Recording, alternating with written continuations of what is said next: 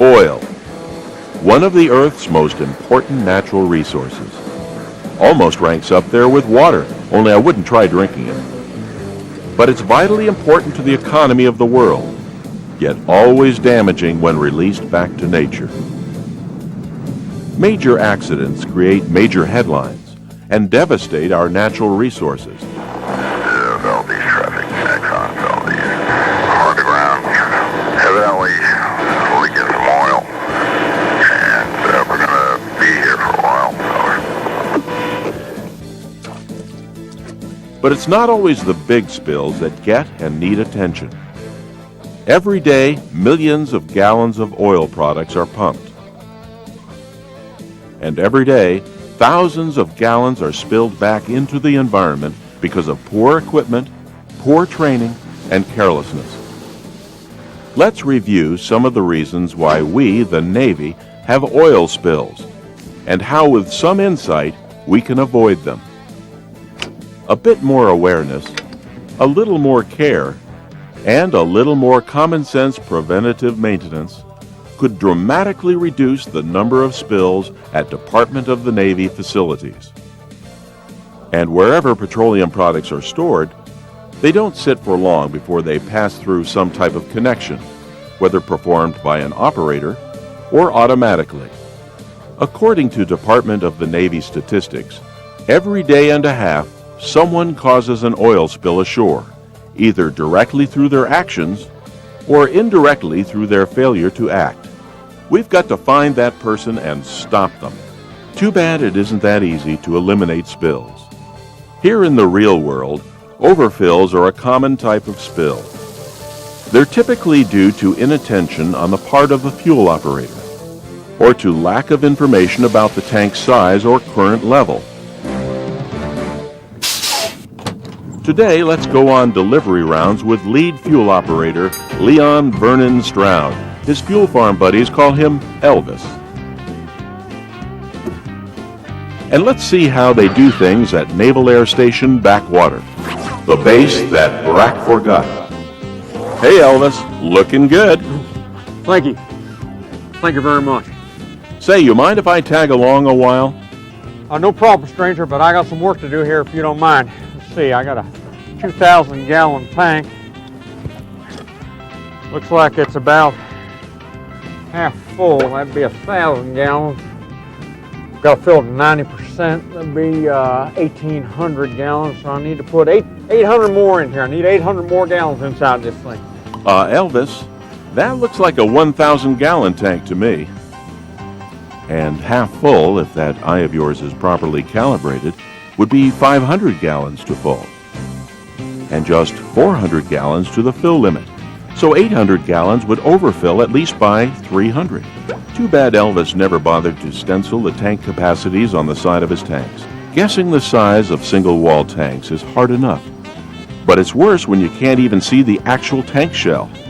Too often, the tank sizes listed in a facility's SPCC plan and other tank management records are just guesses. Specs on that new Dodge tank. They never measured their older single-wall tanks to calculate their true capacities. And they either never saw or they threw away the paperwork of newer diked or double-walled tanks. Hey, you see that game on Sunday? Ball game? Nice safety glasses, Elvis. Say, don't you think you ought to be paying attention to the tank? Things can happen fast when you're delivering fuel at 100 gallons per minute to a 1,000-gallon tank. The 100-gallon difference between 90% full and overflowing is only 60 seconds of inattention. And of course, that's assuming you aren't trying to put 2,000 gallons in a 1,000-gallon tank. You know, I ought to replace that thing someday. You ought to replace or report that thing today, Elvis. Gauges are a lot cheaper than cleaning up spills. Oh. Wow, I guess that is a 1,000-gallon tank, stranger. Give the man a cigar. He figured it out. Fortunately, the overfill would have gone into the space between the two walls of this double-walled tank. So the only damage would have been to the time clock, Elvis's time to drain the overfill. And of course, the trouble Elvis would have been in should his boss find out. Now let's move on to a tank Elvis can't overfill. This tank has positive connecting cam lock fittings, and it's equipped with a fill limiter. When the tank reaches the correct fill height, a float shuts off the valve in the fill inlet tube, much like a toilet. Now, we don't keep a spare fill limiter around, so I'm going to demonstrate how it works with these two pieces of pipe. This pipe represents a fill inlet tube or fill inlet pipe, and the fuel will be going down in there to fill it up. This would be our pivoting float arm. This would have a float on the end of it out here, and as the fuel level rises, this would lift up to horizontal, which would actuate a valve that would close off the top of that fill inlet pipe. Now, if this is installed improperly, this thing could only come up part of the way and hit up against the side of the tank wall, something like that, and prevent it from going all the way to horizontal, and that wouldn't actuate the valve. That means that we wouldn't have any fill limiter. I'm in love, my tank's all filled up. Oh. Our automatic gauging system isn't working properly, but that doesn't matter, because our fill limiter is automatic, and it's going to keep us from overfilling anyhow. Not like that gauge ever worked properly anyway. Who needs it? Elvis, if that gauge was defective from day one, it should have been replaced on day 2. And having a working gauge is important. Relying entirely on the fill limiter is a mistake. What if the fill limiter stuck?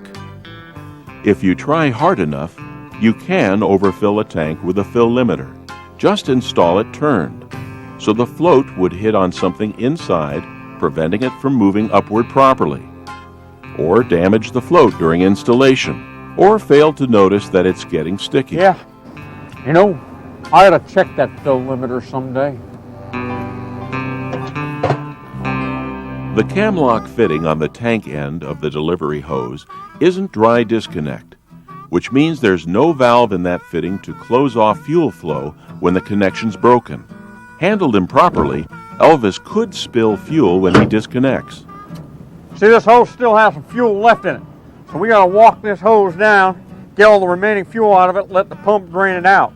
But before we do that, we got to break the connection and open up the valve. The reason for that is we got a system here that's kind of like holding your thumb on top of a straw when you pull it out of a drink. If you don't pull your thumb off the top, then the fluid can't drain out. So what we do is disconnect it right here, pull it off there, and then we open up the valve with that. Now the air pressure can push down in here, we can walk it back, walk it on down. That should clean that out now. Then we shut our valve off again here. Then we can go do our non-dry disconnect side of the fitting. Amazing. Elvis actually bothered to make sure the hose drained back into the tank, and the hose cap's gasket actually still sealed. Here's another common type of spill, the simple drip from a seal. A buck says Elvis doesn't pay any attention to that dripping fitting. Whoops, I lose. I'll fix that thing someday. You ought to fix that thing today, Elvis. Drips add up. A single drop per minute will spill 40 gallons a year. That fitting is dripping about once every 5 seconds. 12 drops a minute. That's about 500 gallons a year. Elvis wouldn't think of emptying a 500-gallon tank onto the ground or even into secondary containment, but that's essentially what he's doing. Some people think the government gets its fuel for free. Right now, we're paying about $1 a gallon, so that's hundreds of dollars a year flushed down the toilet for one little drop. But notice that Elvis has thoughtfully provided a drip pan, where it'll evaporate, causing air pollution. And this tank does have secondary containment, but the hitch is that when it rains, that drip pan will immediately develop a sheen. It only takes one drop, and this pan is getting plenty of drops. So when the shallow pan overflows during a rain, there'll be a sheen on all the water in the secondary containment. That means that Elvis can't release it without causing a knowing violation of the Clean Water Act, or overseas, the final governing standards for that country. So Elvis better hope it never rains too long. Sometimes pipe leaks can be spotted by the discolored earth around them. Here's Elvis just in time to handle the situation in his own special way.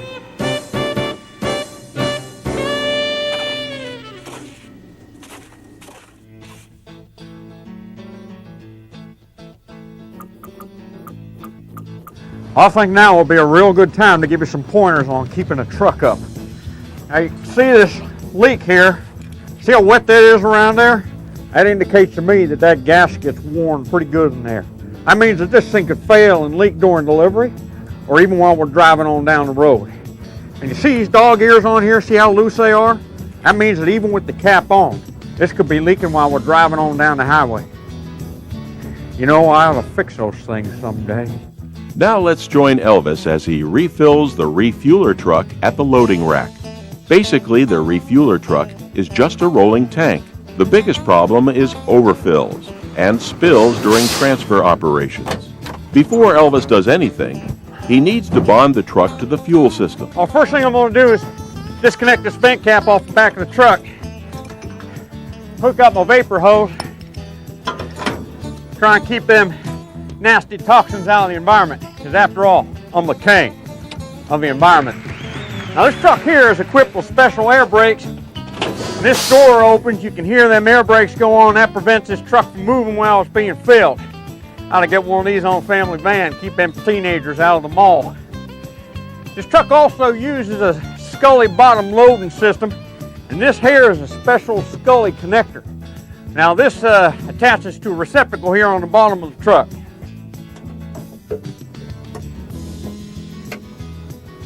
Now that Scully connector completes a circuit that runs through this truck's compartment, and on that circuit there's a high level sensor in there. So if the fuel level goes too high, it shuts off, just like the switch on the light. And then the pump can't operate, you can't overfill the truck. Now the third item is, we've got this here dead man switch. When you hold this down and everything else is right, you're going to get a green light over here, it means you're ready to fuel. Now, you get a red light, could mean several different things are happening. Number one, you might have some dirt on the female end of that Scully connector. That could have a bad connection. You might have too high a fuel level in there. You could have a malfunctioning high level sensor. Or maybe your dead man switch is malfunctioning. Maybe it's shorted out or something. Now some places, they'll try and cheat the system by shorting out the Scully connector, or maybe even throwing this on bypass and completely defeating the rack Scully system. Of course, we don't do that around here. All right, now it's time to hook up our product hose to the truck. On the rack side here, we got a special spring-loaded pop-up valve inside there. Something has to press up against that valve in order for it to deliver any fuel. So we come over here and hook it up to the other side of it. There's a pop-up valve on the truck side also. Hook the hose on there, clamp down them dog ears. Then we open up the valve on the hose with the manual switch. Flip the valves there. Grab our dead man switch, and now we're ready to go. This takes 1,000 gallons of fuel, and she's just about empty, so I'll keep an eye on the meter and make sure we got the right amount in there. Keep a close eye on that meter. That's a pleasant surprise, hearing Elvis admit that you need to watch the meter at all. Well, let's end this on a positive note. While I've poked fun at Elvis, he isn't stupid. His problem is complacency. He's too fond of cutting corners. He's crossed that fine line between knowing how things are done in the real world and being a bit lax. Contrary to popular opinion, years of experience will not magically prevent spills. Everyone should be a bit more aware, take a little more care, and do a little more PM. Let's go over what we've learned. Overfills. Operator error, mainly inattention, is one cause. Wow, I guess that is a 1,000-gallon tank, stranger. The best gauge in the world isn't worth a plug nickel if you don't watch it. You know, I ought to replace that thing someday. And even knowing the level, lack of information about the tank size can cause an overfill. Mark your tanks prominently after measuring your single walls and calculating their sizes, and after rechecking the papers on your double walls and dike tanks. Even experienced operators who think they know tank sizes can be really off. They may have calibrated their eyeballs on tanks that weren't the size they thought. And there are several ways you can lack information about tank level. You must have a properly working gauge. It has to be in a position and large enough so the operator doesn't need X-ray vision to read it. For tanks with fill limiters, the float needs to be installed so it doesn't hit the tank wall or other interior structure. And down a notch from overfills, we have simple spills, like when you break a cam lock connection and some spills out. You need to replace the gaskets and dog ears when they get damaged or worn. And down a notch from spills, we have drips. Drips add up. Now moving to the loading rack, let's go over a few pointers. Get a green light. If it isn't green, find out why. Watch the meter, and not just when the pump slows down.